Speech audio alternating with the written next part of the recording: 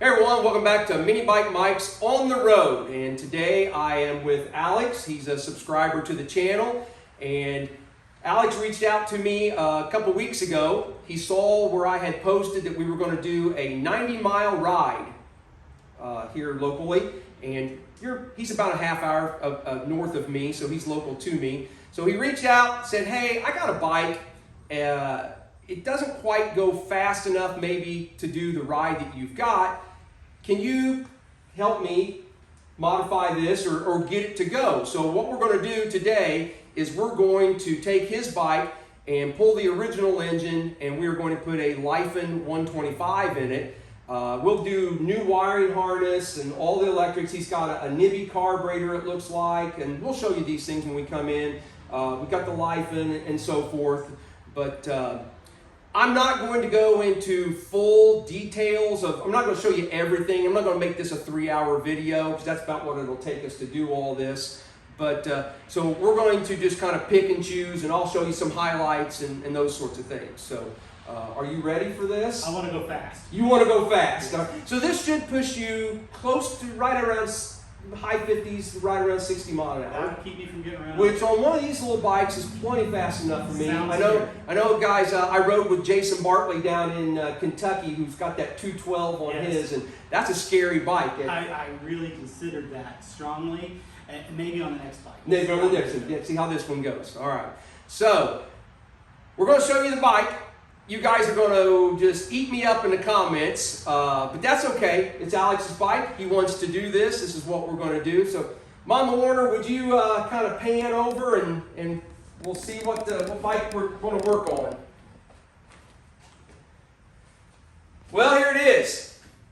A lot of you guys may consider this the holy grail of CT70s, the emerald green H bike, and it's 99% complete, or original. He's got a couple parts that were broken that he's had to replace or whatever. But nice looking bike, but just doesn't go fast enough. You know, if I was 12, it probably would, but I'm a little over heavy now. So it needs to go a little bit faster than it does. I live in a busy area, and if you try to do anything other than ride around a neighborhood, you could get run over. And I'd like to take it to the cruise nights and maybe actually ride it somewhere where there's some classic car meets, that kind of thing. Yeah, have you ever taken it to the suds? I have, and you know, everybody loves it. And everybody hollers, do a wheelie. And of course you can do a wheelie, but it's come on, it's not the good wheelie, it's a little wheelie. Yeah. And then people cheer, or they laugh. But with a better, bigger motor, I should be able to do some really good wheelies. There you go. Well, with the Lifan, you're going to do a wheelie with no effort. In first gear, second gear, you're going to be able to crack the throttle. It's just going to bring the front end up. You don't have to pop the clutch or do any of those sorts of things. So maybe I should get one of those rear racks to protect the tail. There you go. So, all right. So we're going to jump in this, and Alex and I are going to start taking it apart. And then I will bring you back for the highlights and so forth. But you know, we're just going to start kind of disassembling it. You guys have seen the videos. We've done it 1,000 times. But so he's got his parts laid out here. Used some Trail Buddy stuff. He's got the Trail Buddy, the TB515 harness. He's got a 33-tooth sprocket because the original H has got like a 47-tooth huge sprocket. Key switch, did that come from Trail Buddy also? Trail Buddy. Should plug in right into the harness. Oh, it even comes, well, but you don't have a lock on yours. I do not. Yeah, because that's on the K1s. Okay. Yours is a K0. So, but yeah, he's got 12-volt bulbs. He's got all the goodies here that we need, and then I've got the engine in a box. So, are you ready? Ready to go. All right, we're going to get some wrenches out, and we're going to start tearing this thing down. All right, Alex, what do you think? Have we made terrible mistakes by tearing apart such a beautiful bike? So far, so good. No mice. No mice. Damage. So I've got this pristine wire harness that I will put away in a box with the motor. I'm going to hang the motor on the wall. And I'll probably put this in a little box near it, and we can unring this bell in the future if it ever becomes fashionable to ride slow motorcycles. Exactly. That's the best part of what we're doing is none of it is, we couldn't go back to stock. I mean, the parts that we're replacing and the things that we're doing, this engine and that we're going to put in his, all of it can be taken right back out. And if Alex wants to, in a few years, he could put all these parts right back in this bike and make it, back to an original rider. So you're so far we're happy still. Yeah, I mean, it's not like we're cutting the neck off and chopping it. Exactly. Yes, exactly. Okay. All right. Well, we'll keep going then. So what Alex is doing now is we're getting ready to swap out the gigantic sprocket on the back of the H. What is that? 45 or 47? 45. 45. So this is a 45 tooth sprocket, and we're going to go with a 33. Just to gear it down. If we left this on here, the bike would be geared so low that even in fourth gear, he'd probably only go 35 miles an hour. So we're going to, he's got a JTR 256.33. And 33 means it's a 33 tooth sprocket. These are the same ones that I usually get. Looks like he's got on here, it cost him $23. So you probably just get it on eBay, or where'd you get that? Do you have any idea? That is eBay. Yeah, that's usually where I get them too. So, and I didn't film. I think I was showing the sprocket, but there's a snap ring that holds that on, and he just took his snap ring pliers, and now he'll pull that off. And the sprocket's got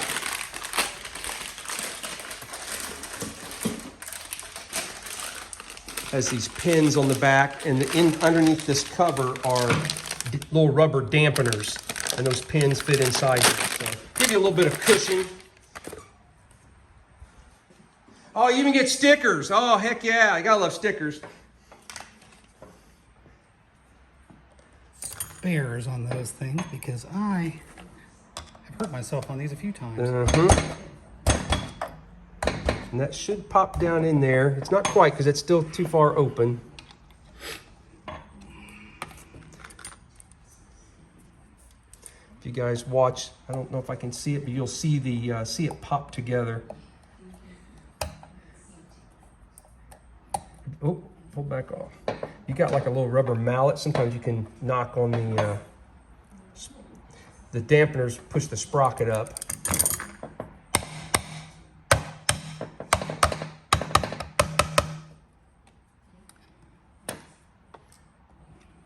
Not going down? It's trying, unless I have the thing upside down. But I don't think I do. Let me get a better setup. Well, I didn't get it on film, but we pushed, and I knocked sockets off, sorry. But we pushed down on the sprocket, and it just kind of popped in and snapped together. So ready back to install that on there. We thought we'd lay the engines out and do a little side-by-side. They are pretty much identical. They use the same style front clutch, so you can use the clutch cable that is on an H bike. Works just perfect for these. The Lifan will bolt directly right into his frame. But really there are a couple differences. The head, because we've got a bigger bore and a stroke on the Lifan, everything's kind of pushed toward the front of the bike. And the stator is bigger. So unfortunately, you can't use the stock cover off the 6-volt engine on the 12-volt engine because it doesn't fit over the flywheel. Now, you can, and I think Alex is maybe going to do this down the road, is you can buy a cover for a Honda CRF70, which is a 12-volt engine, a current bike, and it will bolt right onto that Lifan engine, just like that cover, the stator cover does there. So, what are you working on?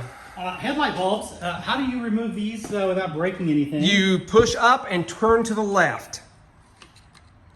The speedo bulbs. So we're going to take out, most of you probably already know the engine that we're putting in here is 12-volt engine. The old engine was a 6-volt, so that means we have to replace the bulbs. And you can get all of these, you can buy replacements. The speedometer bulbs are a 1445. It's a 12-volt version, and it just pops right into the holder. And there is 2 bulbs, one for the high beam indicator and one for the illuminates the speedometer. That's really all there is on these little K0 bikes. They're pretty simple. So.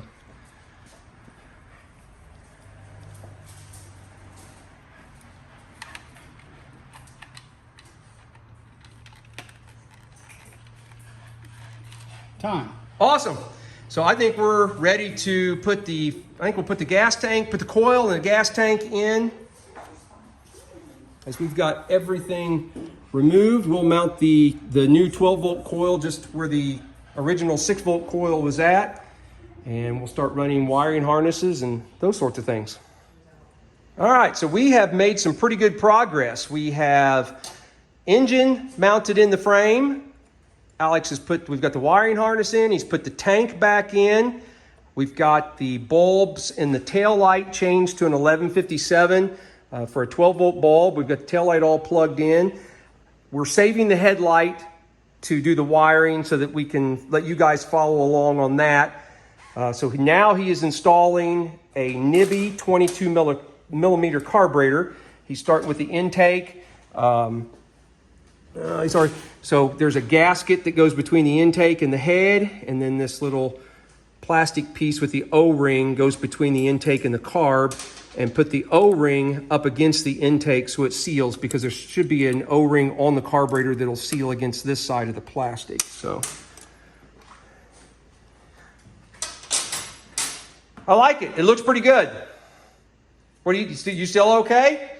So far, so good. So far, so good. He's chomping at the bit to hear it run, I think, too. So what's the issue we're battling here? Well, I would like to keep the internal throttle, just, because.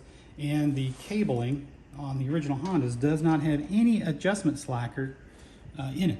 You can't take up any slack because that adjuster is part of the carburetor. Right, part of the cap on the original carburetor. So the problem he's having is the distance between the barrel here that's on the end of the cable and the sheath is too long. So when he puts it all together, he doesn't actually have any, the throttle, he runs out of throttle before it ever even pulls the slide up. So you're attempting to make an adapter to fit over top of the cable, make a spacer. Is that what am I correct? A long washer. There you go. So we'll see. We'll bring you back in a second and have to see if it works. All right, update time. So we're getting close. We have got the engine bolted in. We don't have the carburetor and the throttle cable issue 100%. We're getting about 90% of the range.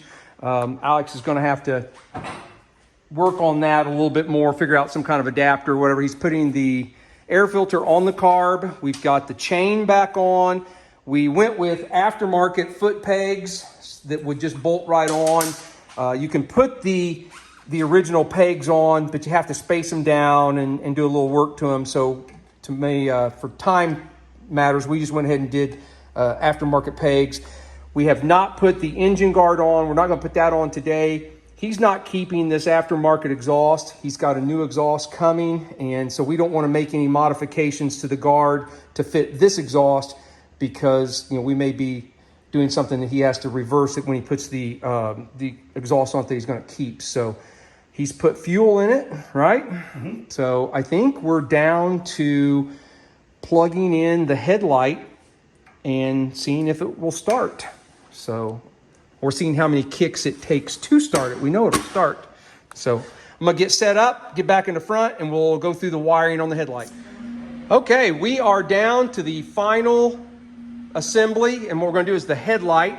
And so Alex is going to work on it. The Trail Buddy harness actually is pretty simple. Let me grab that just for a second. It looks like there's a lot of wires there, but a lot of them are all connected. Like all of these blacks and that brown, they basically all are connected inside the harness in one spot. So they all do the same thing.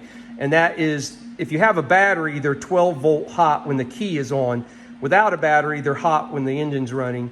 Same thing with this yellow. That's going to power the headlight and the high-low switch. So you can plug that. This yellow gets plugged into the brown and yellow with a high-low switch. That's that one in your right hand there. There you go. And that gets plugged into the yellow.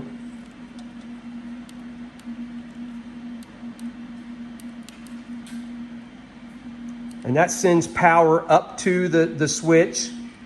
Do you need like a little screwdriver or something to plug it in? I do, yeah. Hang on a second. So it's a lot easier to plug these in if you've got like Alex has a little needle nose pliers that he can hold the bullet connector and snap them together. I sometimes use a little screwdriver to be able to push them. And so what he's doing now is hooking up the front brake switch. The front brake switch has a red wire that is the power for the switch, and it gets plugged into one of the black wires of the harness. And then there is a green and yellow that runs the power back to the tail light, and the harness has a green and yellow also. So pretty simple. Green and yellow, and then red to black. Honda used red for all the hot wires. I don't know why all the aftermarket harnesses use black, but they do. So, all right, so that'll go with the high beam headlight. So we won't worry about that till we put the headlight in. What wire do you have there? That's the horn. That red wire needs to go to one of the black wires in the harness to feed power to the horn.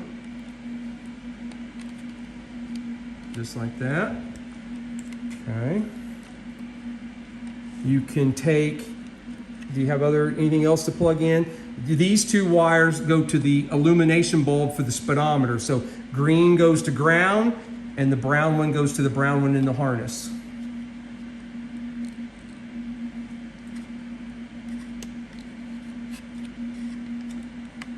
Right there you go.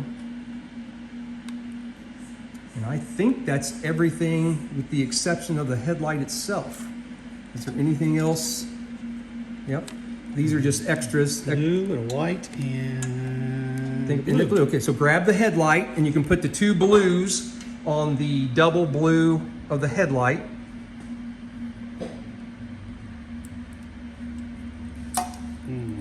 Uh-oh, need pliers to squish it.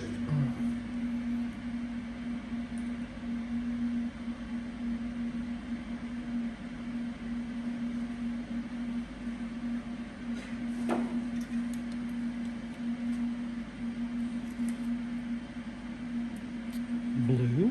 Blue. And the blue of that's from the high-low switch. Tells you that you're wanting to turn on the high beams. Slide that up. And then there should be a white wire off of the headlight that goes to the white wire of the high-low switch.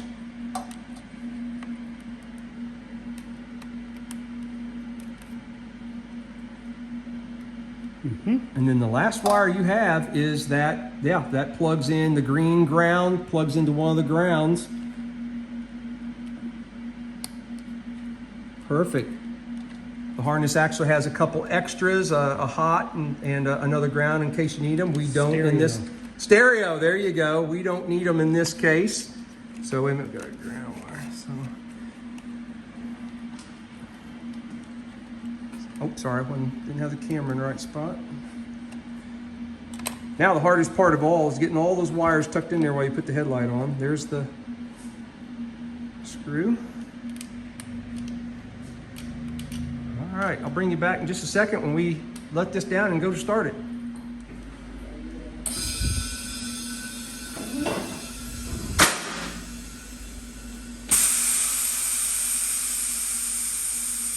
That's nice. I wish mine had the air. I gotta kick mine. I'll pump it up. You should go exercise. Yeah.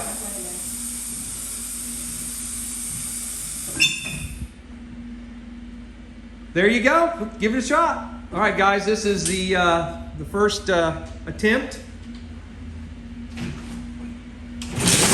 Oh, started on the first kick. It actually did. Headlights working. Does your high beam and your low beam, yep, there you go.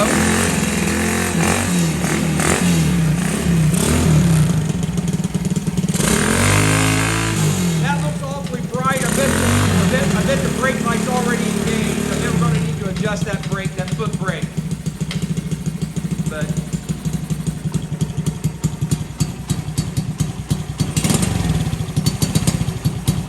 nope. Yeah, I might turn the throttle or turn the idle up a little bit.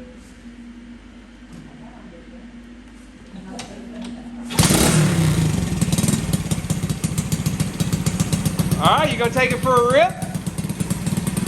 Yeah, when the throttle's working. That actually doesn't work too bad for not being. Now you obviously, we didn't get it full throttle. Oh yeah. Oh, Oh, settle down. There you go. Alex still has some tweaks to do to it, but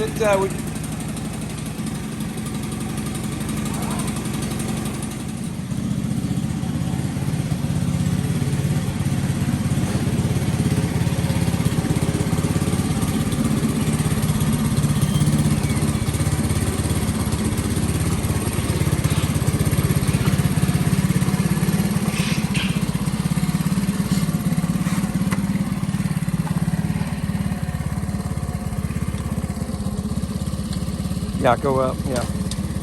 Let's suggest the problem.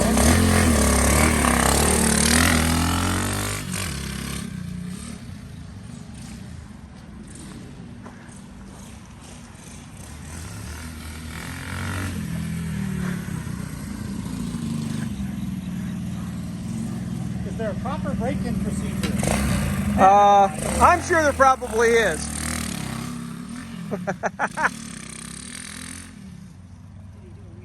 Yeah, oh yeah, he's having fun.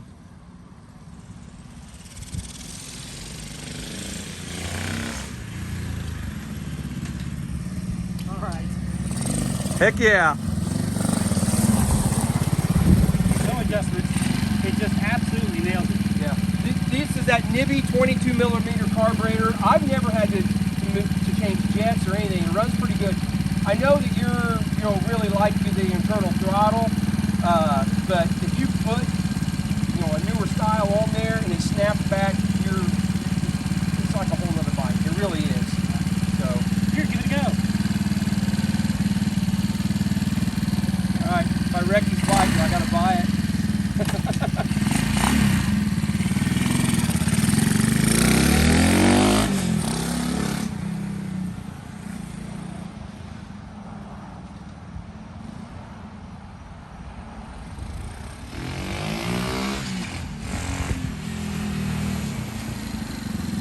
Heck yeah. From mini bike to motorcycle. That's right, exactly. Yeah.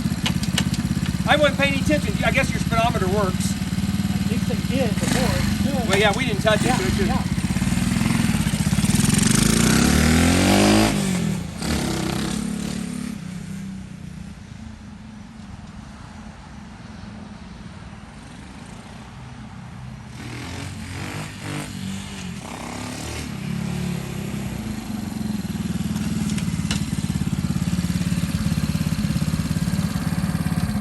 I don't think we devalued it too bad. Okay, there's another issue. That's something else you're going to have to fabricate. The kickstand's a little too long. What? Too long. Oh, because it. Yeah, it won't let the bike. The kickstand's going to need to be shortened a little bit. All right. Well, what do you think? I love it. You love it. Yes. So, are you still rolling, Aim? All right, so it's not 100%. We did this in about 3 hours time or so. Threw this thing together.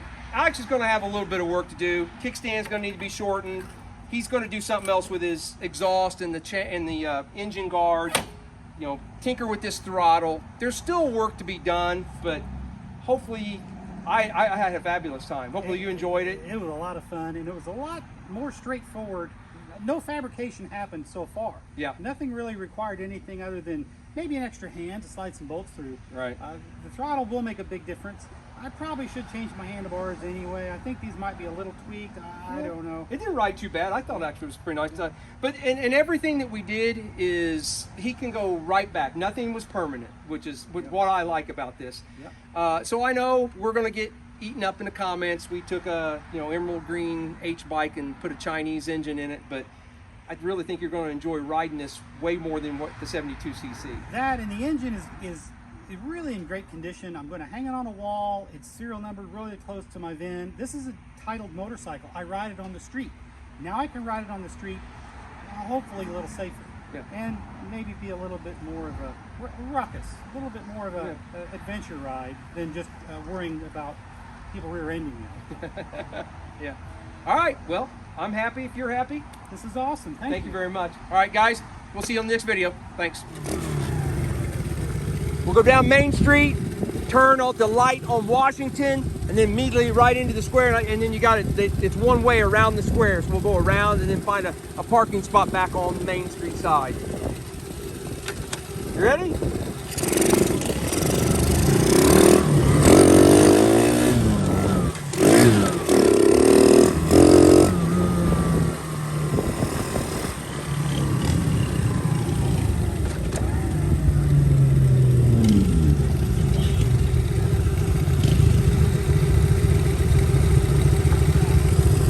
This is a what's called a K4, or a lot of people call them a 75.